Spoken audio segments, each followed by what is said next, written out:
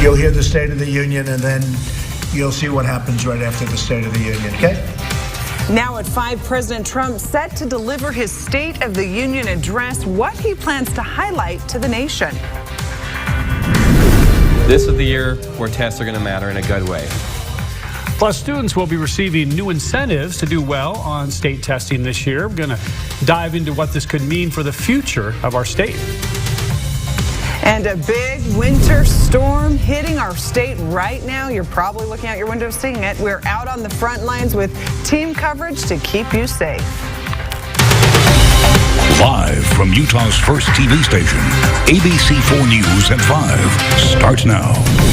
Good to be with you. I'm Don Hudson. And I'm Emily Flores. Thank you for joining us for the news at 5 o'clock today. We begin with weather, our top story. The winter storm hitting Utah hard right now. Several inches of snow expected to hit the valley and even more expected in the mountains. Now, before that storm hit us, it pummeled the Sierra Nevada mountains. State transportation officials say slippery whiteout conditions impacting mountain passes between Sacramento and Reno. Officials say the heavy snow is also increasing the risk of falling tree branches, and some drivers in that area say they've had some really close calls. We skidded once when we got off the freeway, and when we were coming back in, we skidded. Almost hit the sidewall. Stay alert, stay alive, pay attention, take a break if you need to, and make sure your car has gas, plenty of it. As state officials say another 2 to 5 feet of snow could fall across the Sierra Nevadas through Tuesday. And a semi slid off a road in Laketown Canyon on Highway 30 in Rich County. Troopers say a second semi lost control and slid into a Rich County deputy's vehicle. Both the deputy and semi driver suffered injuries from the crash, but both are expected to be okay. And we now know what contributed to a deadly car accident in Richmond. It happened this morning, State Road 91 near Main Street. A truck was headed southbound, a Subaru headed northbound about 12:30. UHP says that the Subaru lost control on the snowy road, actually slid under the semi-truck's tires. A passenger in that car, 70-year-old Phyllis Bells of Logan, thrown from the vehicle and died. The driver of the car taken to the hospital with non-life-threatening injuries. The truck driver not hurt either. UHP also says the rear tires on the Subaru were extremely worn down, basically smooth, actually showing the metal cords. Yes, we can't say enough to slow down out there and take your time in these types of conditions. Well, those two crashes are just a few that have happened today in relation to this big winter storm. And of course, we have team coverage of the storm for you tonight. Chief Meteorologist Dan Pope, he's in the Pinpoint Weather Center. He's going to be actually tracking the storm. ABC4's Greg Neff live in Iron County on how the storm is impacting southern Utah. ABC4's Nick McGurk is live at the top of the mountain, monitoring traffic conditions. But we begin tonight with meteorologist Alana Brophy joining us from Salt Lake County as the storm hits our state. Good evening, Alana.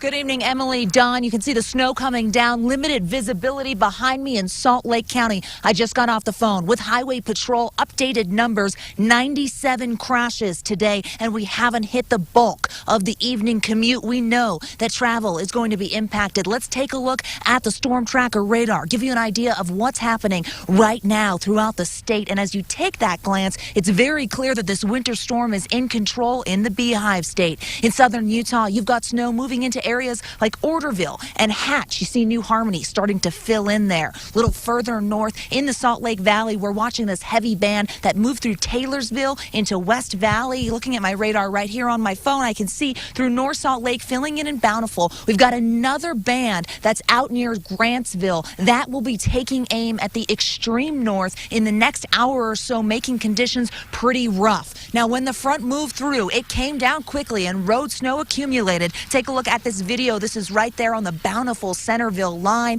As this front kind of pushed into the state, we started to see road travel really compromised. Weber County reporting a lot of crashes. We had slide-offs throughout Box Elder County as well. As it hit Bountiful, you noticed how it accumulated on the roads, and it accumulated quickly. So dicey conditions in the valleys, and we're not finished just yet. Up in the high country, avalanche conditions really on the decline. This heavy wet snow has been continuing on and on. We're just getting a taste of it in the valley, but up in the mountains, it's been going for days. Take a listen.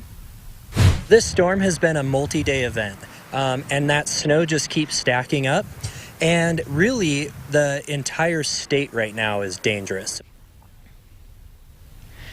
That's why that avalanche warning was issued for the Wasatch Mountains. We are adding heavy, wet snow to steep slopes, and the only place it has to go is down. As I turn around, look, you can barely see the Capitol in Salt Lake County, a heavy band in control as we speak. That's what it looks like on the northern end of the valley. Let's send it out live to Nick McGurk, who's at Point of the Mountain. Nick, what are you seeing at this hour? Well, Alana, I'm not going to call this a blizzard, but I will say for the last 2 hours, we've seen on and off very, very steady snow. It's just tapering off just a little bit now. Behind me is Timpanogos Highway, and then you can see I-15 just past there.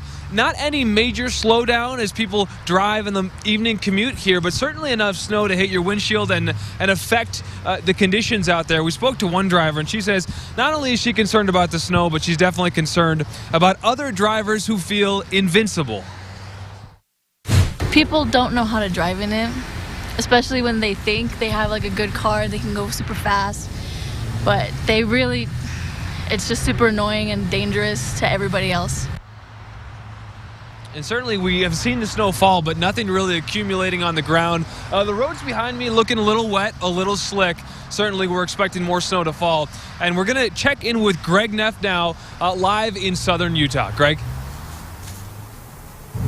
That's right, Nick, and as you can see behind me, perhaps it is starting to snow yet again. We are not done with this storm. Earlier this morning, in short, it was just a mess. We had big rig tractor trailers sliding off of I-15 earlier this morning. Power failures here in Cedar City, and for some Iron County school students, it was a snow day. Now let's take a look at some cell phone video where you can see some of the slide-offs I mentioned. More than a dozen big rigs left disabled as a result of this storm. Later on, the snow did not let up. Near whiteout conditions outside Cedar City. As I was driving up from St. George, I can tell you the road's not very easy to navigate. And here in Cedar City, the power failure, well, it was not welcome. So the power went out this morning for about an hour. That impacted most of Cedar. It was restored pretty quickly, but it was out for about an hour. It shut down a lot of our traffic lights that were causing issues, as well as the majority of Cedar City. The driving actually is very well on the freeway. They keep it pretty maintained and everything, so it's open. We were kind of concerned about going up over the pass once we get to 70, but so far so good. Yeah. Now back live here in Cedar City. I talked to Butch at a rest area off of I-15 in Iron County. He was going to try to make it to Colorado. Probably not a good idea. The snow again picking up. You might be able to see. So is the wind. It's kind of blowing here right now.